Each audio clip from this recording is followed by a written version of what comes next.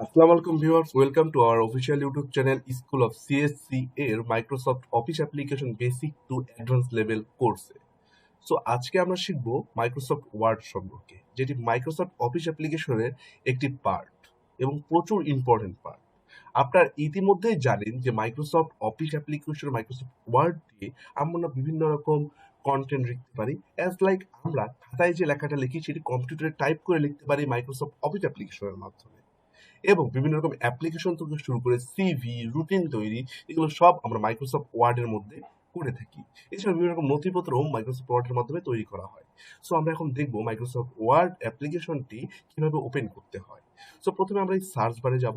যদি উইন্ডোজ 10, 11 এবং 8 হয়ে থাকে তাহলে সার্চ বারে গিয়ে সার্চ দেবেন WORD।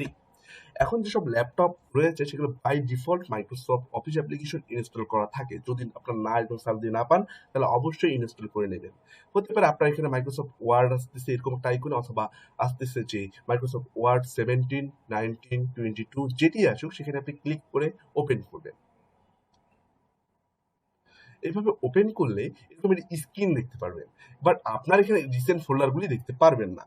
ফার্স্টে আপনাদের এই ব্ল্যাঙ্ক ডকুমেন্টটা তৈরি করতে হবে। এছাড়াও আমাদের বিভিন্ন রকম ডকুমেন্টের স্টাইল তৈরি করা হয়েছে, as like calendar, bold, modern, resume system করা আছে, ওয়েলকাম টু ওয়ার্ড আছে, সিঙ্গেল সিঙ্গেল ব্ল্যাঙ্ক পেজ আছে এবং ব্ল্যাঙ্ক ডকুমেন্ট আছে। আমরা বাই ডিফল্ট ব্ল্যাঙ্ক ডকুমেন্টে কাজ করব, তাহলে আমরা ইচ্ছে মতো মডিফাই করতে পারবো। আমি ক্লিক করার পর এরকম একটি স্ক্রিন দেখতে পাবো। আপনারা যেমন খাতায় লিখেন, এটি হচ্ছে আমাদের খাতার প্রথম পৃষ্ঠা, যেখান থেকে আমরা লেখা শুরু করব।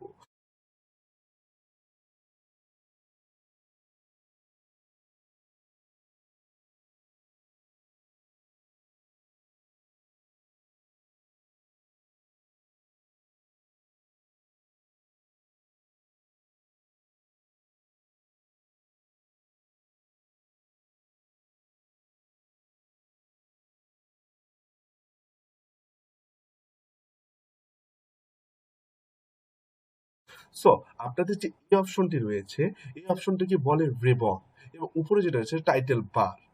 বুঝতে পারছেন? আই থিঙ্ক আপনারা বুঝতে পারছেন। এখন আমরা যদি একটা ওয়ার্ড লিখি অথবা একটা সেন্টেন্স লিখি, I am student of school of CSC, আপনারা এরকম একটা লাইন লিখলেন। এখন আপনাদের মনে চিন্তা আসতে পারে যে এই লাইনটি আমি লেখাটা একটু বড় করব। সেটি আমরা কিভাবে করব? প্রথমে মাউস দিয়ে পুরোটাকে সিলেক্ট করে নিতে হবে।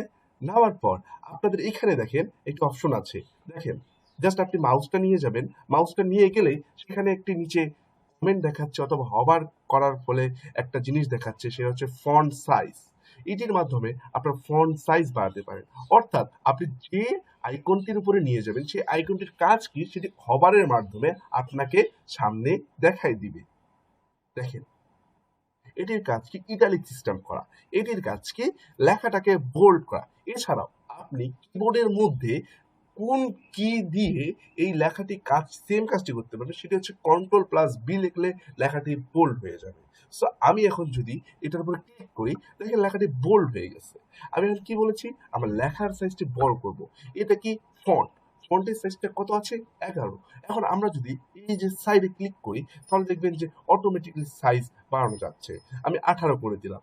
এখন আপনার মনে কোশ্চেন আসতে পারে যে এখন আমি ফন্টের লেখার স্টাইলটা চেঞ্জ করব, কারণ সকলের লেখা কারোর সাথে কারো মেলে না। তো সেটার জন্য রয়েছে এখানে এটি অপশন, যেখানে আমি ক্লিক করলে অনেকগুলো অপশন দেখতে পারবেন, বিভিন্ন রকম লেখার স্টাইল দেখতে পারবেন। সো আমি টাইমস নিউ রোমানটি চুজ করে নিলাম। আপনারা বুঝতে পারছেন যে লেখার সাইজ কিভাবে করতে হয়, লেখা কিভাবে মোটা করতে হয়, এবং কিভাবে লেখার স্টাইল চেঞ্জ করতে হয়। এখন আপনার মনে কোশ্চেন আসতে পারে যে আমি লেখাটা মাঝে দেখাবো, সেটার জন্য অপশন রয়েছে। জাস্ট আপনি মাউসটা নেবেন, দেখেন centre, centre your content to the page, অর্থাৎ এই পেজের মাঝে এখানে ক্লিক করলে কন্টেন্টটা চলে আসবে। দেন আপনার মন চাইলে আপনি লেখাটা এই সাইডে আনবেন। সো এই দেখেন পাশে এটা অপশন অ্যালাইন রাইট, এখানে ক্লিক করবেন, অ্যালাইন রাইট হবে। সো আপনি যে মাঝামাঝি ক্লিক করেন পুরো লেখাগুলো সমান্তরাল হবে, এবং আমি মাঝে নিচ্ছি। আপনারা বুঝতে পারছেন যে একটি লেখা, একটি সেন্টেন্স লেখার পর সেটি কিভাবে লেখা বড় করতে হয়, ছোট করতে হয় এবং স্টাইল চেঞ্জ করতে হয় এবং অ্যালাইনমেন্টটা চেঞ্জ করতে হয়। সো এখন আমি আপনার মন চাইলো যে আপনি জাস্ট সিএসসির উপর কাজ করবেন, তাহলে জাস্ট সিএসসিটা চুজ করে নেবেন এবং এখানে দেখেন কি লেখা আছে, ফন্ট কালার, অর্থাৎ ওই লেখাটার কালার। সো সেটার উপর যদি আমি ক্লিক করি রেড, এখন আপনার তো আরো কালার প্রয়োজন হবে। সামনে এই সাইডে একটা ছোট্ট একটা বার আছে, জাস্ট এখানে ক্লিক করবেন, দেন আপনার যে কালার পছন্দ সেই কালার দিবেন, অ্যাজ লাইক আমার পছন্দ রেড। এখন আপনার মন চাইলো যে আপনি ব্যাকগ্রাউন্ডে কালার দিবেন, সেটার জন্য আছে এই যে পাশের একটা অপশন, সেটা কি বলে এটাকে, এটাকে বলে টেক্সট হাইলাইট কালার, অর্থাৎ টেক্সটটাকে আমি হাইলাইট করব। সেম ক্লিক করবেন, কালার আসবে এবং সাইডে একটা ছোট্ট একটা আইকন আছে, সেখানে ক্লিক করলে আপনি বিভিন্ন রকম কালার দেখতে পারবেন। সো এই দেখেন আমার পুরোটা আমি চুজ করব এবং ততদূর পর্যন্ত পুরো কালারটি আসবে। বুঝতে পারছেন? এভাবে আপনি ব্যাকগ্রাউন্ড হাইলাইটও করতে পারবেন। এবং এটি মনে করেন এখন আপনি এই লেখাটা মাঝে না, আপনি কর্নার থেকে, তাহলে এই যেখানে চুজ করা আছে বাই ডিফল্ট এটা এইদিকে আনতে হবে, তাহলে লেখাটা এখান থেকে শুরু হবে। এখন আপনি চাচ্ছেন লেখাটা এত বড় যাচ্ছে না, লেখাটা ছোট যাচ্ছেন, তাহলে কি করতে হবে, এখান থেকে বার করে নিতে হবে। এখন আমি লিখি আই অ্যাম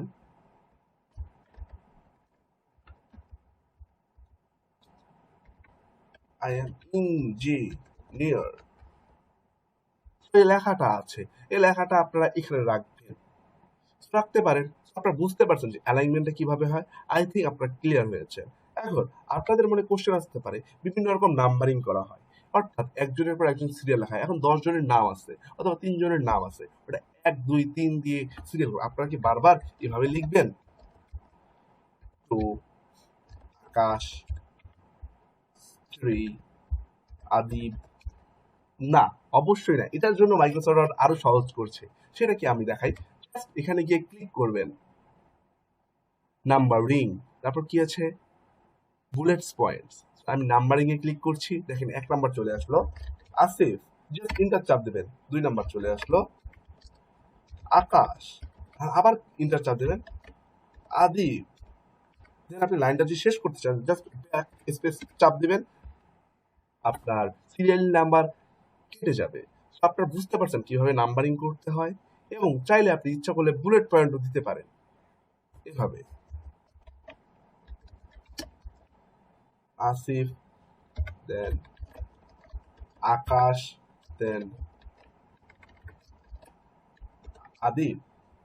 এইভাবে আপনারা বুলেট পয়েন্টও করতে পারেন। আর যদি চান যে আপনাদের লাগবে না কিছু, জাস্ট সবগুলো সিলেক্ট করে জাস্ট সিলেক্ট করবেন এবং এই যে বুলেট পয়েন্টটা সরাই দিবেন, দেন কি করবেন, দেন সিলেক্ট করবেন, দেন নাম্বারিংটা সরাই দিবেন। এখন আপনার ইচ্ছা হলো যে পুরোটিকে আপনি নাম্বারের আন্ডারে আনবেন সিরিয়াল করে, এই দেখেন সিলেক্ট করবেন আর নাম্বারিং এ ক্লিক দিয়ে পুরো নাম্বারিং হয়ে গেল, বারবার আপনার এইভাবে লিখতে হচ্ছে না।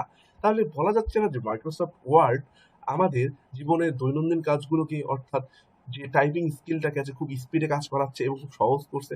অবশ্যই বলা যেতে পারে। এখন আপনার মন চাইলো যে এই ওয়ার্ড, এই সেন্টেন্সটাকে আপনি ইটালিক করবেন, অর্থাৎ একটু পাকা করবেন, এই জন্য নিয়ে যাবেন এই যে ইটালিক, জাস্ট ক্লিক করবেন, ইটালিক হয়ে গেল। আর মন চাইলো যে আপনি নিচে একটু টান দিবেন, সেটার জন্য এই যে নিচে আছে আন্ডারলাইন, ইউতে ক্লিক করবেন, আন্ডারলাইন হয়ে গেল। So আপনারা বুঝতে পারছেন যে এসবের কাজটা কি। এখন আপনার মন চাইলো যে এই লেখাটাকে আপনি অন্যখানে নিয়ে যাবেন, জাস্ট এভাবে সিলেক্ট করবেন, এই যে কাটে ক্লিক করবেন, দেন আপনি নিচে দিবেন। নিচে কি বলছি, যখন আপনার নতুন নাম্বারিংটা শেষ করতে যাবেন, ব্যাক স্পেস দিবেন, নাম্বারিং শেষ হবে, এখানে পেস্ট করে দেবেন। পেস্ট কিভাবে করে, জাস্ট এই পেস্টে ক্লিক করবেন, পেস্ট হয়ে গেল। বুঝতে পারছেন? আপনার ক্লিয়ার হয়েছে যে আমরা কি কি করলাম এতক্ষণ। আমরা ফার্স্টে করেছি কি, একটি সেন্টেন্স লিখেছি, লেখার পর সেটি সাইজিং করেছি, সেটির স্টাইল চেঞ্জ করেছি, সেটির অ্যালাইনমেন্ট করেছি, দেন সেটির মধ্যে ব্যাকগ্রাউন্ড কালার কিভাবে দেয়, তারপর ওয়ার্ডের মধ্যে কালার কিভাবে দেয়, কিভাবে নাম্বারিং করে, পুরো জিনিসটি আমরা দেখেছি। এখন আপনার মন চাইল যে আপনি একটি পিকচার ইনসার্ট করবেন এখানে, সেটার জন্য কি করবেন, জাস্ট ইনসার্টে যাবেন, ইনসার্টে গিয়ে এই যে পিকচার আছে, জাস্ট ক্লিক করবেন, দেন ইওর ডিভাইস,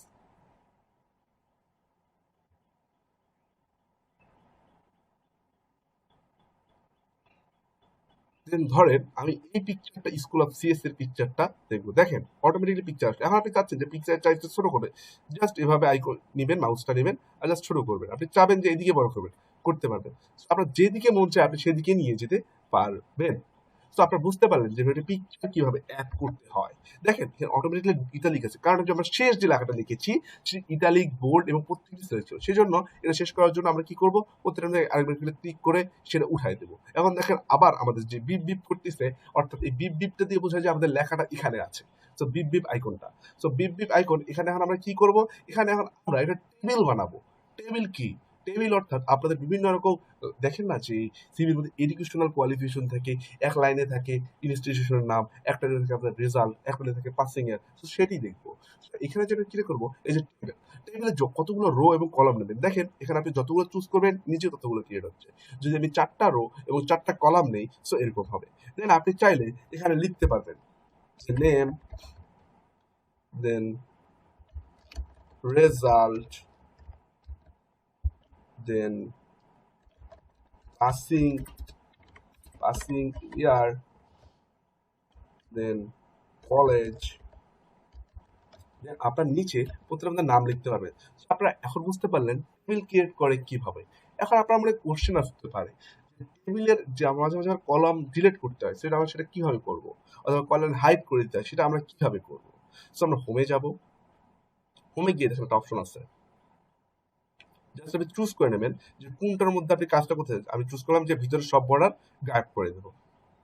সেখানে লেখা আছে যে কোন বর্ডারটা বোতাম মানে নিচেরটা, টপ মানে উপরেরটা, লেফট মানে বাইরেরটা, নো বর্ডার কোনো বর্ডার থাকবে না, all border, outside border, inside border.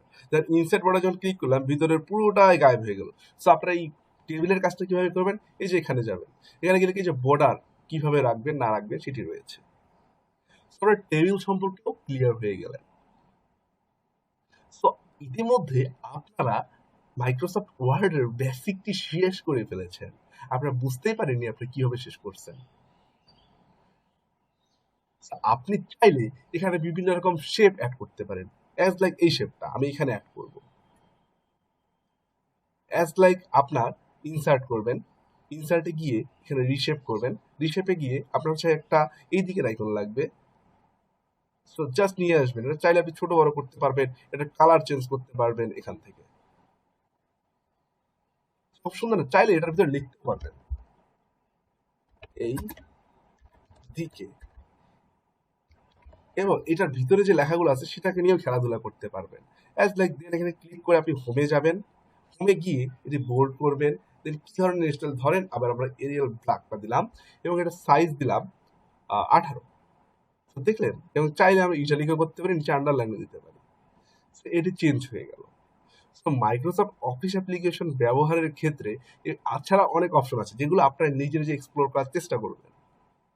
আমার কাজ হলো আপনাদেরকে একটি রাস্তায় তুলে দেওয়া, বাট রাস্তাটা এক্সপ্লোর আপনাকেই করতে হবে। যত নিজে নিজে এক্সপ্লোর করবেন তত নতুন নতুন জিনিস শিখতে পারবেন। এটা ছিল মাইক্রোসফট ওয়ার্ডের একটি বেসিক জিনিস। এবং এই ফাইলটা যে আমরা তৈরি করলাম এটা আমরা সেভ করব কিভাবে। সেভ করার জন্য আপনাদের এখানে একটি অপশন আছে সেভ, এখানে ক্লিক করলে হবে, অনেক সময় এই অপশনটা নাও থাকতে পারে, বুঝতে পারছেন।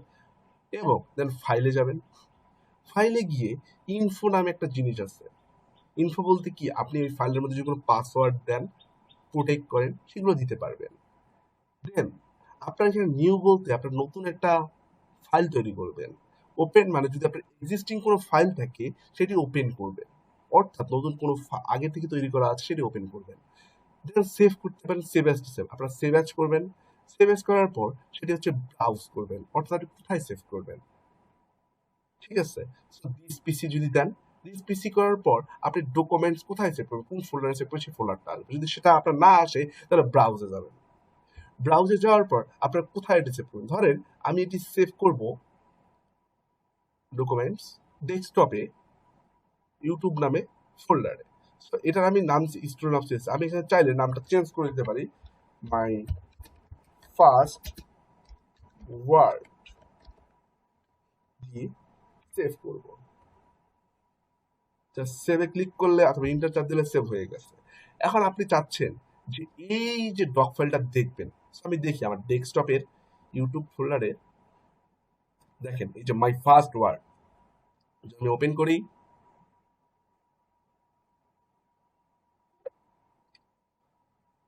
এটা আমাদের ওপেন করা আছে তাই আরেকবার ওপেন করার পারমিশন দিচ্ছে না। তো আমাদের যে ওপেন করা আছে, তো এখন আমি চাচ্ছি যে এই ফাইলটাকে আমি ইমেজ ওয়ার্ড যে ফরম্যাট ডক্স ফরম্যাটে আছে, বাট আমি আমি চাই যে এটিকে পিডিএফ ফরম্যাটে সেভ করবো। সেটি আমি কিভাবে করবো? জাস্ট আবার সেম যাবেন, ফাইলসে যাবেন, ফাইলসে যাওয়ার পর সেভ এসে যাবেন, সেভ এসে যাওয়ার পর কোথায় আপনি এটা সেভ করবেন, আমি ইউটিউবের ফোল্ডারে সেভ করছিলাম, সেখানে যাব। যাওয়ার পর এখানে যে মাইক্রোসফট ওয়ার্ড অপশন আছে সেভ অ্যাজ টাইপ, এখানে আপনি দেবেন এই যে পিডিএফ, দিয়ে সেভ করবেন। পিডিএফ করার সুবিধাটি হলো আপনি যদি কোনো কম্পিউটার করে প্রিন্ট করতে চান, সেখানে আপনার যে ওয়ার্ডের ভাষণটা আছে সেই ভাষণটা নাও থাকতে পারে, সেখানে আপনার লেখাটা উলটপালট হয়ে যেতে পারে। বাট পিডিএফটা নিলে আপনার অ্যাজ লাইক এরকম দেখাবে, আপনি যাবেন সেম প্রিন্টটা করে নেবেন। সো এটি আমাদের এই যে ডট পিডিএফ ফরম্যাটে প্রিন্ট হয়ে গেছে, প্রিন্ট না, আমাদের সেভ হয়ে গেছে। সো এখানে আমাদের আরো কিছু অপশন আছে। আপনি যদি চান যে প্রিন্ট করবেন এবং প্রিন্টার এসে কানেক্টেড থাকে, সো এটা চাইলে এখান থেকে প্রিন্টও করতে পারবেন। সো ইতিমধ্যে আমরা আমাদের মাইক্রোসফট অফিস অ্যাপ্লিকেশন এমএস ওয়ার্ডের বেসিক ক্লিয়ার করে ফেলেছি। আপনারা অবশ্যই জানাবেন আমার এই ভিডিওটি কেমন লেগেছে। যদি কোনো জিনিস কঠিন লেগে থাকে অবশ্যই কমেন্টে জানাবেন, আমি চেষ্টা করব নতুন করে আবার সহজে শেখানোর জন্য। ধন্যবাদ। আসসালামু আলাইকুম।